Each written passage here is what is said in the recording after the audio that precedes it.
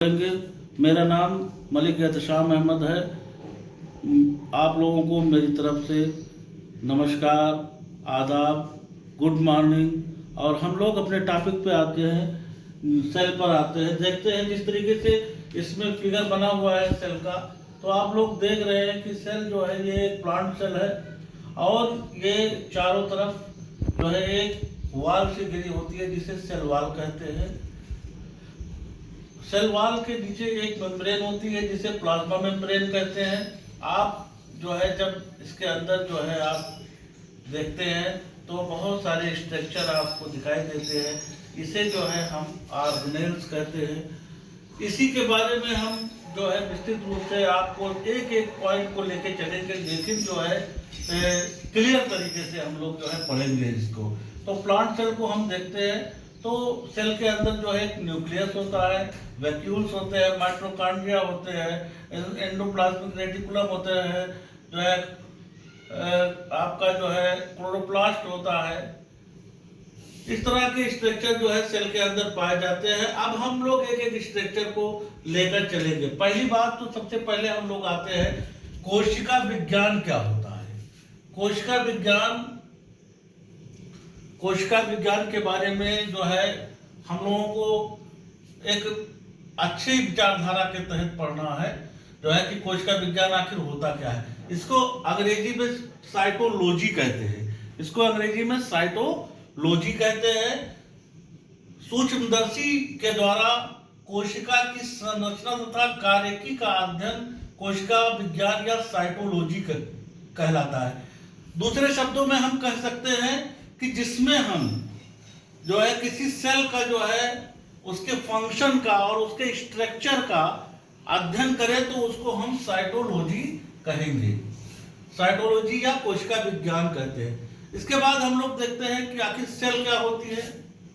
Cell कोशिका, जिसको हिंदी में हम कोशिका कहते हैं।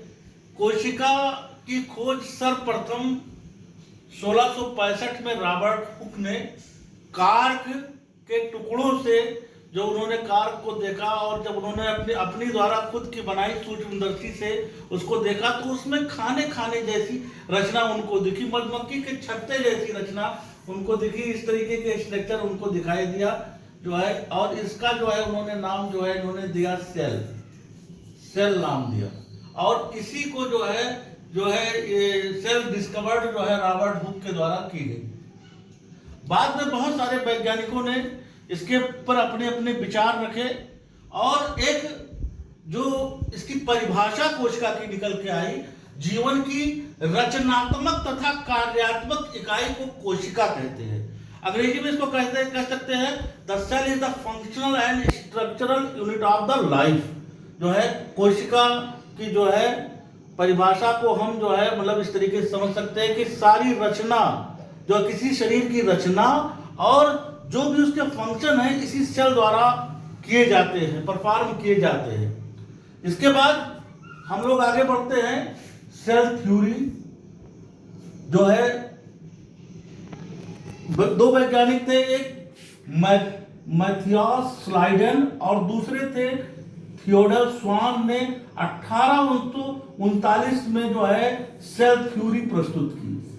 जो है नाम एक बार फिर से आप लोग जान लीजिए, मैथियास स्लाइडन और थियोडर स्वान ने 1839 ईस्वी में कोशिका सिद्धांत या सेल थ्योरी को जो है उन्होंने प्रस्तुत किया।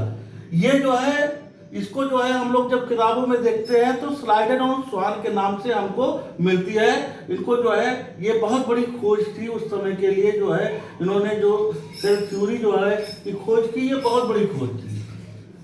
अब इसके अनुसार इन्होंने कुछ पॉइंट दिए जो है कि जिसके अनुसार कि जो है सेल थ्योरी आखिर जो है उन्होंने क्या कहा सेल थ्योरी, जिसने कहा सभी जीवधारी कोशिकाओं तथा उनके उत्पादों से मिलकर बने होते हैं। या तो सेल से बने होते हैं या सेल के बनाए द्वारा जो प्रोडक्ट होते हैं उससे जो है आपके सारे ऑर्गेनिज्म बने हुए होते हैं। दूसरा पॉइंट उन्होंने दिया, कोशिका जीवन की मौलिक इकाई है। मौलिक यानी कि जो है आधारभूत इकाई है कि इसके बगैर किसी जीवन की कल्पना संभव नहीं है।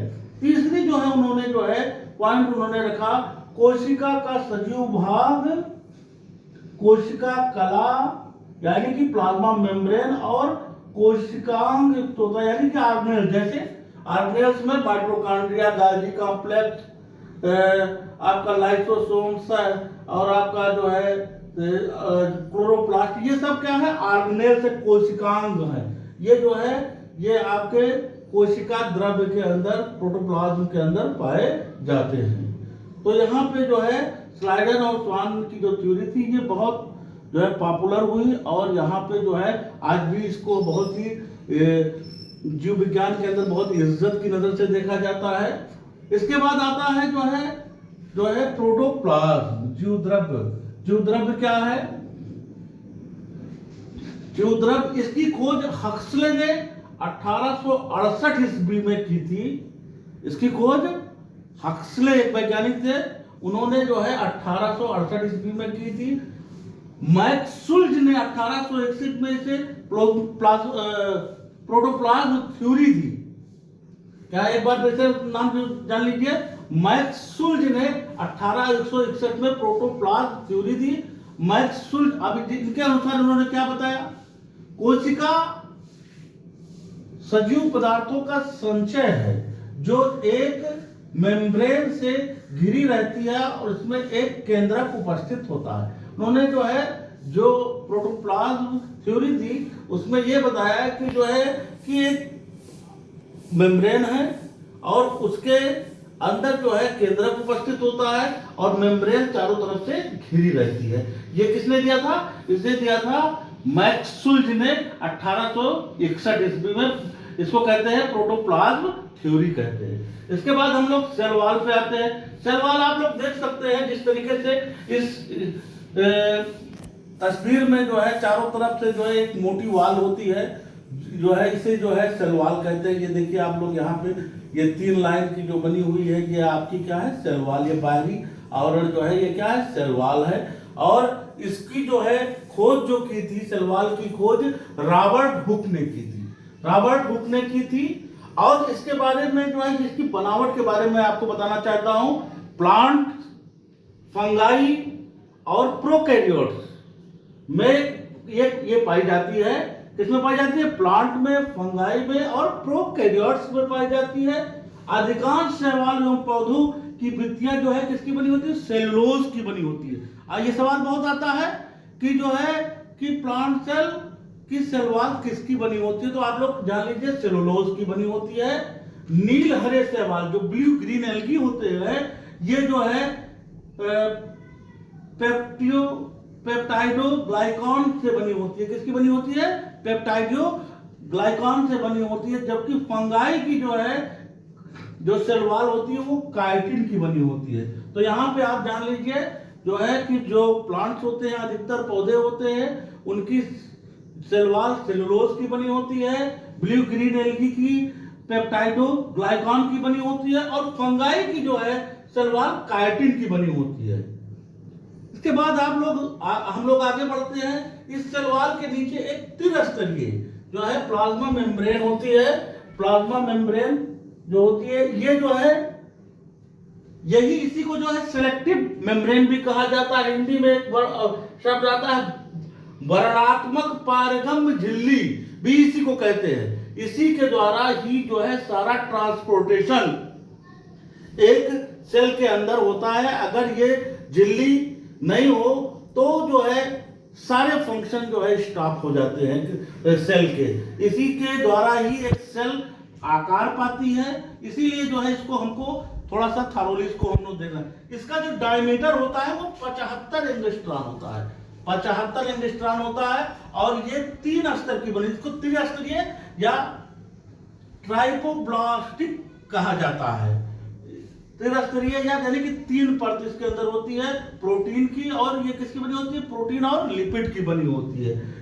इसे सिलेक्टिव मेम्ब्रेन भी कहते हैं जो है।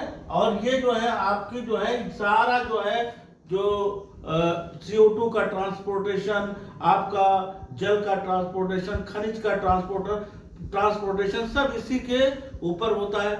दोस्तों वीडियो बहुत बड़ी हो जाएगी।